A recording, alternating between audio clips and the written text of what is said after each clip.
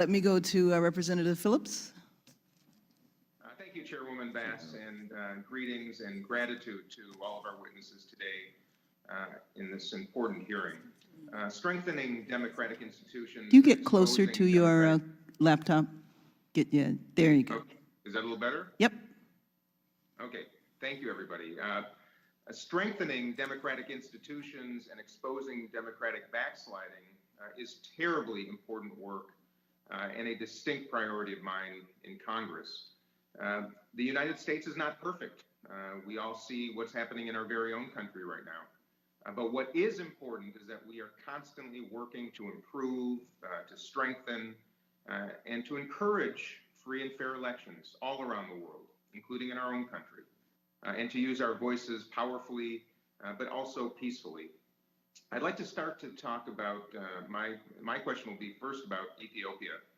While Prime Minister Abiy advanced a vision of national unity early in his term by releasing political prisoners and unbanning certain political parties and promising free and fair elections, it has become very clear that there's a lot more work to be done relative to his reform agenda. So I've heard a lot of concerns from my constituents in Minnesota regarding restrictions on civil liberties, violence perpetrated against civilians by state and non-state actors, arrests of human rights activists in the Somali region of Ethiopia, and detention of political opposition leaders. So my first question is for you, Mr. Temin. What can Abiy's government do to mitigate ethnic incitement into religious conflict and hate speech without restricting civil liberties? And going forward, how can the government more effectively respond to ethnic and religious tensions in the country? Thank you for the question and for raising some very concerning issues in Ethiopia. There are no easy answer to these questions. One of the most important steps is that the Abiy government really seek to consult with the political opposition and politicians across the spectrum, and they haven't been very good at doing that so far. The decision they made to postpone elections was probably the right one given COVID and logistical challenges, but they did that in a vacuum without consultation, and that's led to a lot of the grievance that we're seeing now.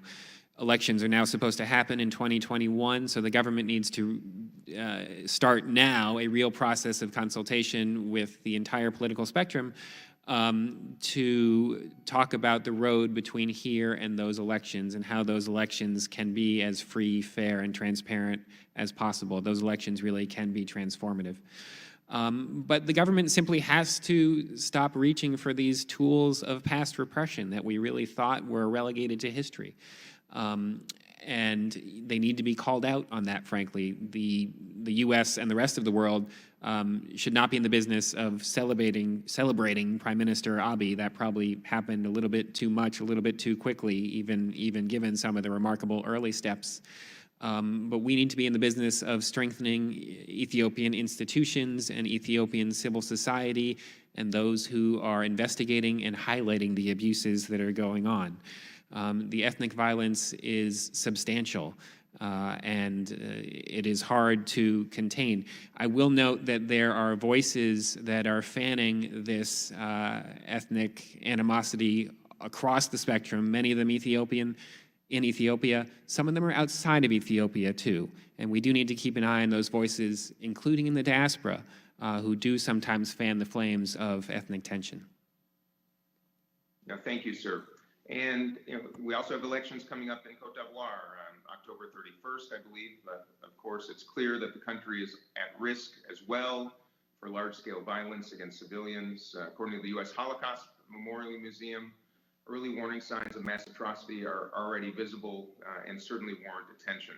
I've just introduced House Resolution 1150, which highlights this important issue and urges the government of Cote d'Ivoire, opposition leaders, and all citizens to respect the democratic principles, refrain from violence, and hold free and fair and transparent elections this October. Dr. Bekoe, regarding Cote d'Ivoire, what can the United States and our embassy in particular do to support transparent and peaceful elections in October? And for that matter, in Ethiopia and Somalia, what can be done to create conditions for those same free and fair elections next year in 2021? Dr. Bekoe? Yes. Thank you for that, that question. Yes, the upcoming elections in Cote d'Ivoire are quite worrisome because the violence has already started. We've seen that with opposition forces or opposition supporters being attacked. The important way to support civil society is to support efforts that help civil society track what the state is doing, how to substantiate results, to make sure that there is inclusion in voter registration. Those are things that kind of fuel the violence, although the underlying reason for the violence is the fact that the incumbent is seeking to run for his third term. And so that is the real issue that is fueling a lot of this violence. Thank you. And adhering to term limits is one way that will stop. Thank you.